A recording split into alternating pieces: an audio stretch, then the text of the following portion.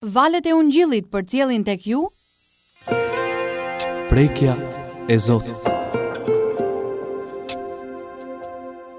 Një program i përjavshëm nga Dr. Charles Stanley.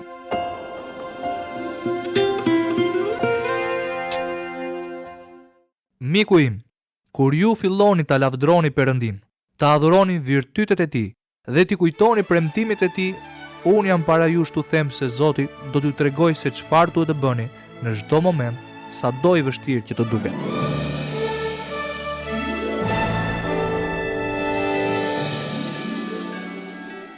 Mirë se vini në programin Prekja e Zotit, një mësim biblik nga Dr. Charles Stanley.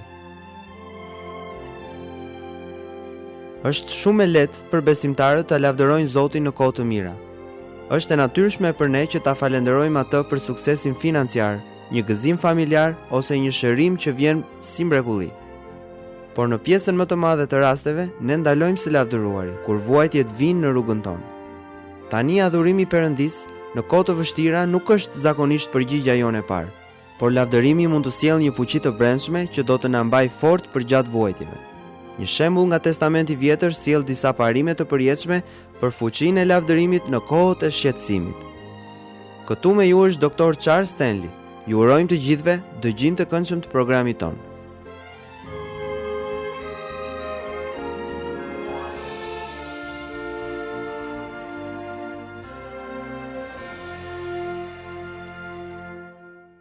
Sa herë që mendojmë rreth lavdërimit, zakonisht kujtojmë kohët e gëzimit dhe të lumturisë, kur çdo gjë na shkon vaj. Mendojmë rreth të gjitha kohëve që Zoti i përgjigjet lutjes sonë dhe gjithë gjërave të mira që na vijnë shpesh pa pritur e pa kujtuar. Themi sigurisht, pas një dyshim duhet ta lavdëroj Perëndin.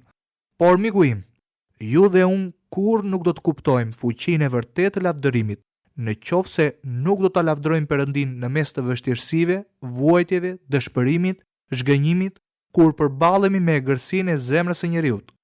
Ndaj edhe titulli i mesazhit të sotëm është Fuqia e lavdërimit në kohë të vështira. Nëse mundeni do të doja të ktheheshit te kapitulli 20 i librit të 2 të Kronikave. Në këtë kapitull gjejmë principe që mendoj se do të sjellin një ndryshim të mahnitshëm në jetën tuaj, nëse do të filloni t'i ndiqni. Më lejoni t'ju tregoj se çfarë po ndodh. Jozafati ishte një mbret i mirë i Judës. Ai kishte trajnuar njerëzit e tij shkëlqyeshëm, por erdhi një kohë kur madhështia, fuqia dhe pasuria e tij u bën të pamatshme. Në këtë kohë ai vendosi të shkojë të luftojë me një njeri që quhej Ahab, një mbret që ishte një djalë i vërtet. Si rezultat, Ahabi u vra në betejë. Jozafati i maskuar u arratis, u kthye në shtëpi, kërkoi falje për çfarë kishte bërë dhe vendosi të ndryshojë popullin e tij. Në këtë kohë, kur ai po sillte një reformë shpirtërore, erdhën lajme se një ushtri e madhe po vinte ta sulmonte. Tani ju dhe unë duhet të përgjigjemi lajmeve të këqija, kohëve të vështira, vuajtjeve dhe problemeve njësoj si Jozafati. Cila ishte përgjigja e tij? Gjëja e parë që bëri Jozafati ishte të lavdronte Zotin. Ai e përqendroi vëmendjen e tij në Zotin. Shikoni në librin e 2 të Kronikave, kapitulli 20, vargjet 2 dhe 3. Kështu erdhën disa të informonin Jozafatin duke thënë: një shumicë e madhe është nisur kundër teje, që për te i detit nga Siria. Ja, tani ata janë në Hatsatson Thamar, që është En Gedi. Atëherë Jozafati u trëm dhe filloi të kërkojë Zotin dhe shpalli një agjërim në gjithë Judën. Gjëja e parë që bëri ai ishte kthimi tek Perëndia. Kur ju dhe unë fillojmë ta lavdrojmë Perëndin, ne e përqendrojmë vëmendjen tonë mbi Zotin. Kur fillojmë të themi: Perëndi, unë vetëm dua të lavdroj ty dhe të falenderoj për çfarë ti je. I falem emrin tënd për cilësitë tua të larta dhe punën tënde madhështore. Kur lutemi dhe lavdërojmë Perëndin, ne e përqendrojmë mendjen tonë mbi Zotin. Vendi më i sigurt për mendjen tuaj dhe timen kur shkojmë përmes vështirësive është të kërkojmë dhe të mendojmë për Zotin. Tani mendo pak rreth kësaj. Ne gjithnjë kemi një zgjidhje që t'i lutemi Zotit ose të justifikojmë veten në situatat dhe rrethanat tona. Jozafati u përgjigj në mënyrën e duhur. Ai ju drejtua Zotit menjëherë dhe urdhëroi një agjërim për të gjithë popullin e Judës. Gjëja e dytë që do doja që të mbani shënim është kjo. Kur ne i përgjigjemi Zotit me lutje dhe lavdërim, pohojmë pushtetin e tij. Atë të falenderoj që je i gjithë pushtetshmi i universit. Unë të falenderoj që ke gjithçka nën kontroll. Të falenderoj se nuk ka asnjë vend mbi tokë që është jashtë prekjes tënde. Të falenderi ty që asnjë nuk mund të vijë tek unë pa kaluar përmes pushtetit tënd. Tani duhet të njiheni me gjën e tretë. Dhe kjo është kur ne fillojmë ta lavdërojmë Perëndin, kujtojmë veprat madhështore të tij. Për këtë është lavdërimi. Një pjesë e gjallë e lutjes është të kujtosh veprat madhështore të Zotit, sikurse e shohim edhe në këtë pasazh. Tani shikoni në vargjet 7 deri në 11. A nuk e qenë ti, Perëndia ynë, që ke dëbuar banorët e këtij vendit përpara popullit tënd të Izraelit dhe ja ke dhënë përgjithënien pasarzve të mikut tënd Abraham? Ata kanë banuar aty dhe kanë ndërtuar një shenjtore për emrin tënd, duke thënë: në rast se na godet një fatkeqësi, shpata, gjykimi apo murtaja ose zja e bukës, ne do të paraqitemi përpara këtij tempulli dhe përpara teje, sepse emri yt është në këtë tempull. Do të klithim ty nga fatkeqësia jon. Ti do të na dëgjosh dhe do të na vish në ndihmë. Dhe ja, tani bijtë e Amonit, të Moabit dhe ata të malit Seir, në territorin e të cilëve nuk e lejove Izraelin të hynte, kur ata po dilin nga Egjipti, prandaj ata qëndruan larg tyre dhe nuk i shkatruan. Dhe ja, tani ata na shpërblejnë duke ardhur të na dëbojnë nga trashëgimia jote që na ke dhënë në zotrim. Po çfarë po bën Jozafati? Sikurse e thot këtu, ai po kujton veprat madhështore që ka bërë Zoti në të shkuarën. Tani dëgjoj. Kur ju dhe unë i lutemi atij, ne duhet të bëjmë të njëjtën gjë duke thënë: unë të falenderoj dashur Zot që më shpëtove. Unë të falenderoj dashur Zot që më fale mëkatet e mia. Unë të falenderoj dashur Zot që ti je i shtrenjtë, që në të shkuarën plotësove nevojat e mia. Unë të falenderoj që më ndihmove gjatë kohëve të vështira. Unë të falenderoj që i njeh dhe i kupton lotët e mi. Çfarë po bëjmë kështu? Ne po lavdërojmë dhe adhurojmë Zotin duke e ngritur lart dhe falenderuar. Dhe jo vetëm për t'ia kujtuar atij, por ne po i kujtojmë vetes son gjërat e mrekullueshme që ka bërë Perëndia në të shkuarën. Pikërisht këtë gjë po bënte edhe Jozafati kur tha: a nuk e qen ti Perëndia ynë? Dhe rreshton të gjitha gjërat që ka bërë Zoti në të shkuarën. Tani, numri 4. Lavdërimi përgatit rrugën për varësinë tonë tek Perëndia. Kur ju dhe unë fillojmë të lavdërojmë Zotin, bëhemi të vetëdijshëm se sa absolutisht të varur jemi prej tij. Por çfarë bëjmë ne? Lavdërimi ynë për Zotin madhështor na rikujton për varësinë tonë totale dhe absolute prej tij. Vendi më i sigurt dhe më i fuqishëm për çdo besimtar është para Zotit të plot fuqishëm, ndërsa qëndron në një varësi të plot prej tij. Dhe kush duhet të lavdërohet? Zoti dhe vetëm Zoti. Gjëja 5 është: zgjeron vizionin ton për Zotin. Shiko këtë. Lavdërimi zgjeron vizionin ton për Zotin, sepse siç tha edhe Jozafati, Zot, ne nuk dim se çfarë të bëjmë. Zoti ju përgjigj thirrjes së tij përmes ngritjes së profetit në mesin e tyre. Ai thot: vendose besimin tënd në Perëndin. Zoti do të bëjë një punë të mrekullueshme. Dhe kështu profeti thot: mos u shqetësoni për këtë. Ai thot: unë dua që të bëni atë që thot Zoti. Zoti thot të qëndroni të palëvizur dhe të shikoni demonstrimin më të bukur të ndërhyrjes së pushtetit të Zotit brenda jetës son si asnjëherë tjetër. Kur ti dhe unë fillojmë ta lavdërojmë Zotin, mendojmë se si ka punuar ai në Testamentin e Vjetër, në Testamentin e Ri dhe se si po punon sot në një mënyrë të mrekullueshme. Vizioni ynë për fuqinë e Zotit në jetën tonë, në rrethanat tona, ndryshon. Kështu ne fillojmë të shohim se si Zoti është i aftë të ndërhyjë në një mënyrë të mrekullueshme, duke bërë gjëra që ju dhe unë nuk mund t'i marrim vesh kurrë. Zoti e ka vullnetin, dëshirën e mirë, por të përfshirë në situatat tona të vështira. Dhe në këtë pasazh gjejmë një parim që sigurisht nuk dua që ta lini jashtë vëmendjes. Shkruani nëse e gjeni me vend numri i 6. Kur ju dhe unë fillojmë të lavdërojmë Perëndin, prezenca e Zotit arritet në mënyrë të mrekullueshme. Tani vini re se çfarë ndodh. Pasi profeti ka mbaruar profecinë e tij që thuhet në librin e 2 të Kronikave, kapitulli 20, vargu 18, atëherë Jozafati uli për tokë fytyrën e tij dhe tërë Juda dhe banorët e Jeruzalemit ranë përmbys përpara Zotit dhe adhuruan. kur dëgjuan se çfarë do të bënte Zoti, pavarësisht se nuk e dinin se si do ta realizonte, çfarë ndodhi? Krejt papritur e kuptuan se ishte Zoti. Zoti kishte folur në mes tyre. Prezenca e Zotit u rrit. Ata ishin të kujdesshëm se e dinin se po qëndronin në një tokë të shenjtë. Po qëndronin në prezencën e Zotit të plot fuqishëm. Zoti dëshiron të bëjë për ju të njëjtën gjë që donte të bënte për popullin e Judës, sepse ju i përkisni atij. Zoti ju ka bler me anë të gjakut të birit të tij të vetëm, Jezus Krishtit. Kjo do të thotë se ju jeni shumë të vlefshëm për Zotin. Për këtë arsye, ai është gati të ndërhyjë në çdo rrethan të jetës suaj, nëse ju jeni gati ta lejoni, nëse jeni gati të besoni atij, nëse jeni gati ta lavdroni atë.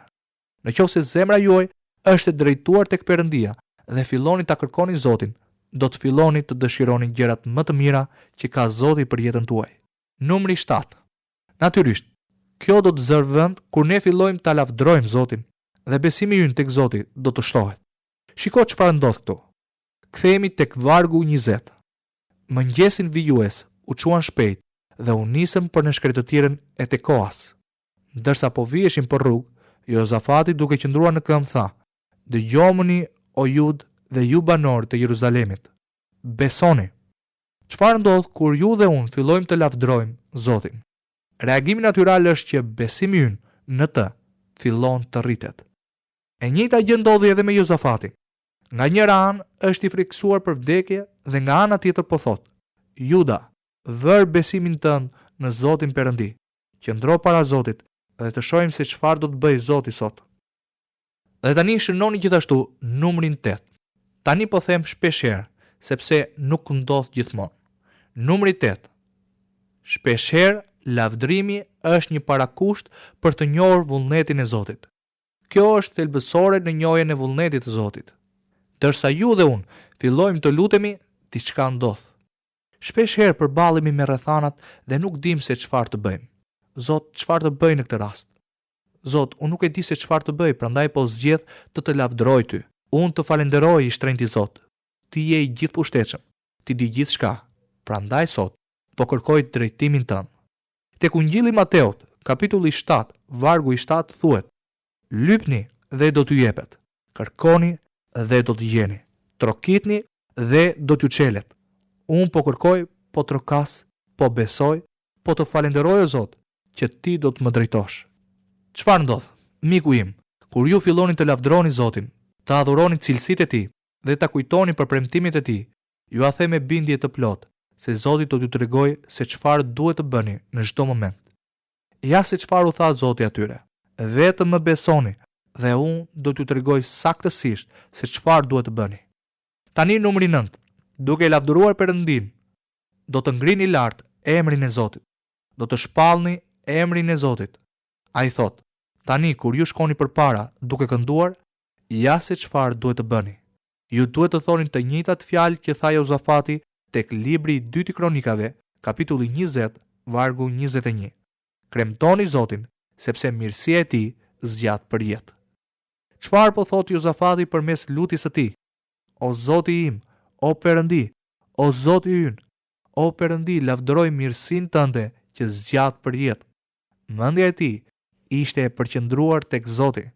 Kur ju dhe unë lartësojmë emrin e Jezus Krishtit, e lavdërojmë dhe e ngrem lart, mbrojmë emrin e tij, shpallim lavdin e tij, Zoti mbushet me gëzim. Zoti bekohet shumë kur ne ngrem lart emrin e birit të tij, Jezus Krishtit. Lavdërimi bën gjithmonë diçka në zemrën e njeriut. Më lejoni t'ju them numrin 10. Kur ju dhe unë fillojmë të lavdrojmë Perëndin, fuqia e Zotit çlirohet. Si? Nuk e di. Dhe faleminderit Zotit, nuk kam pse ta di. Di vetëm se ndodh. Ndodhi në jetën time dhe në fjalën e Zotit na tregohet se ka ndodhur edhe në jetën e shumë njerëzve të tjerë.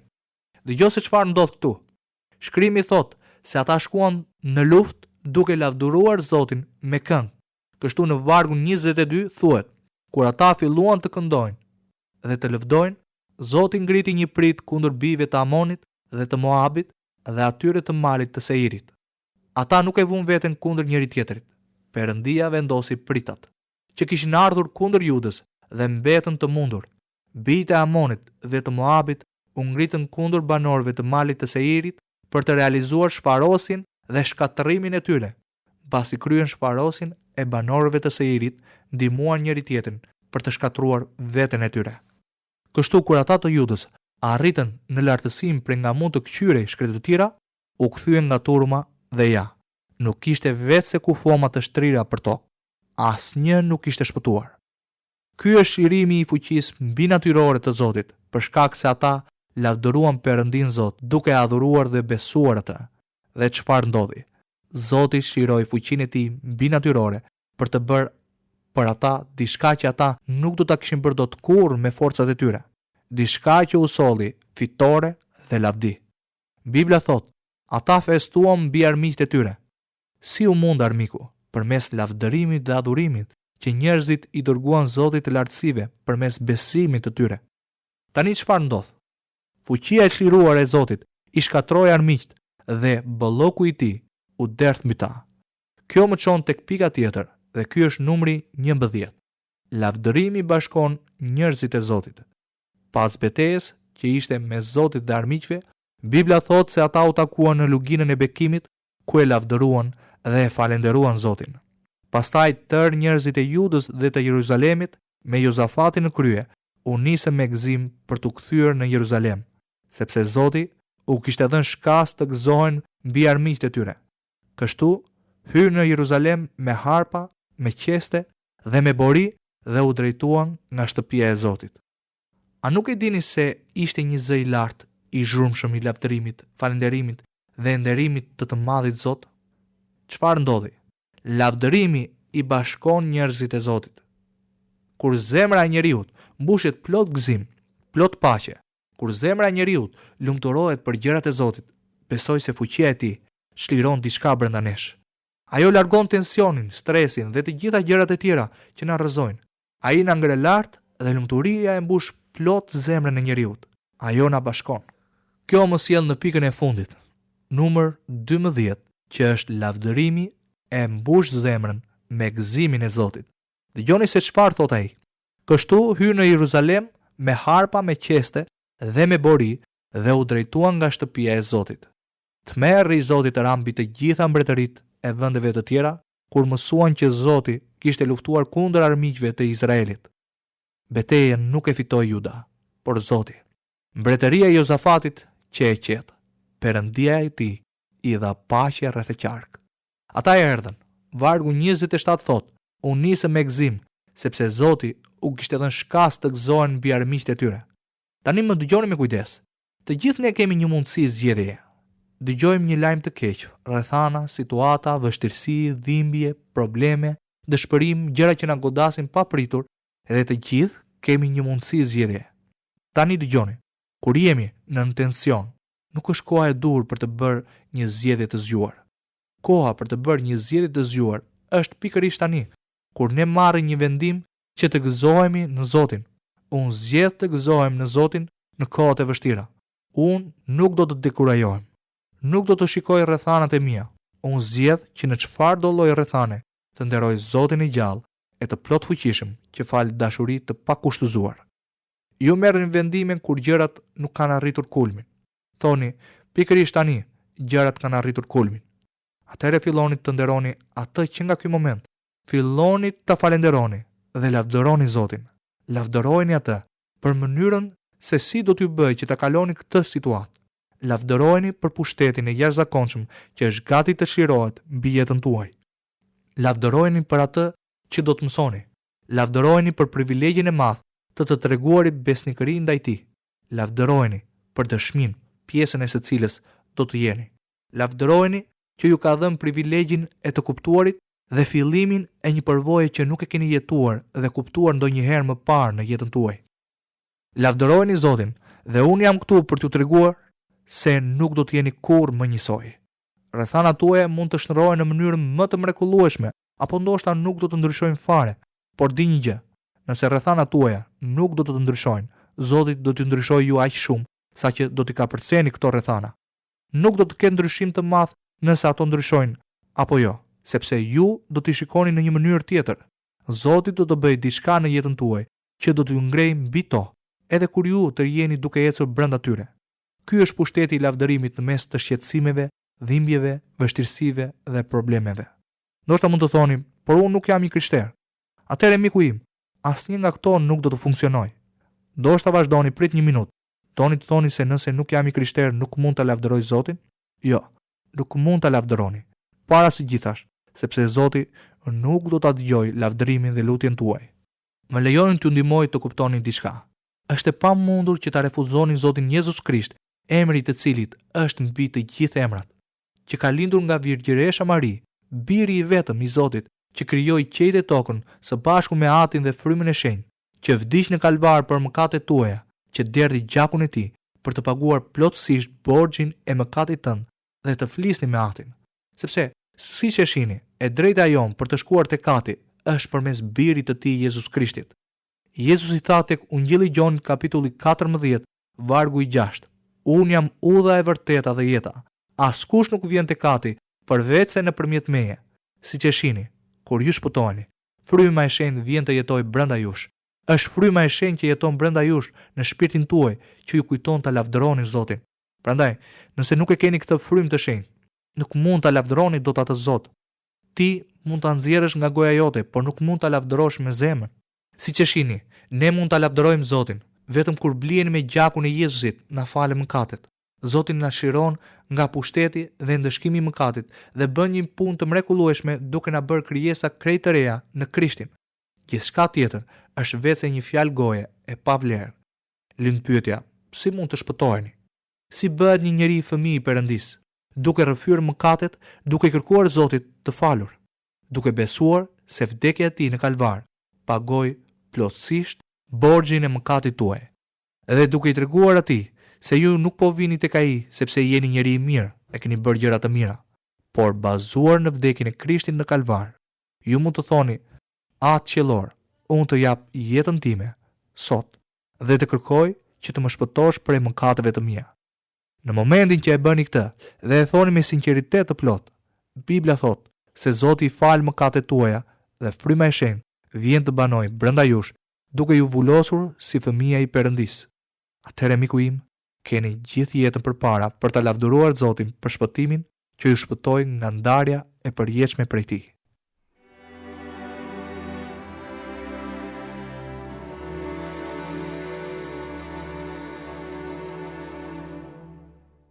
Adhurimi vërtet vjen nga një zemër që ka provuar dashurinë dhe faljen e Zotit. Në përfundim të emisionit të sotëm, Dr. Stanley na drejtoi në objektin e lavdërimit ton, Zotin Jezu Krisht. Ndiqni shembullin e Jozafatit dhe zgjidh të përballesh me çdo situatë, por më parë kërko Zotin në lavdërim. Ne duhet t'i lutemi Zotit për atë që ai është, jo për arsye të rrethanave tona apo të asaj që ai bën për ne. Situatat ndryshojnë, por ai mbetet i njëjtë. Psalmi 92, vargjet 1 deri në 5 na kujton dashurinë dhe besnikërinë e Zotit.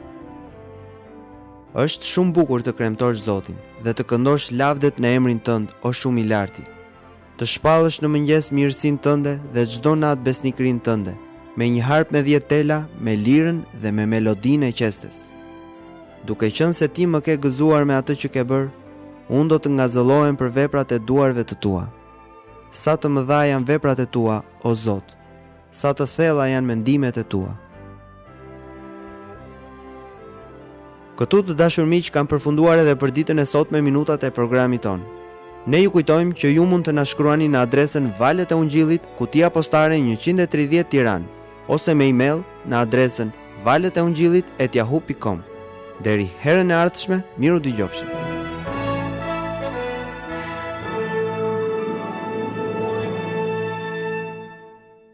Ndoqët programin Prekja e Zotit. një prodhim i organizatës radiofonike Valët e Ungjillit.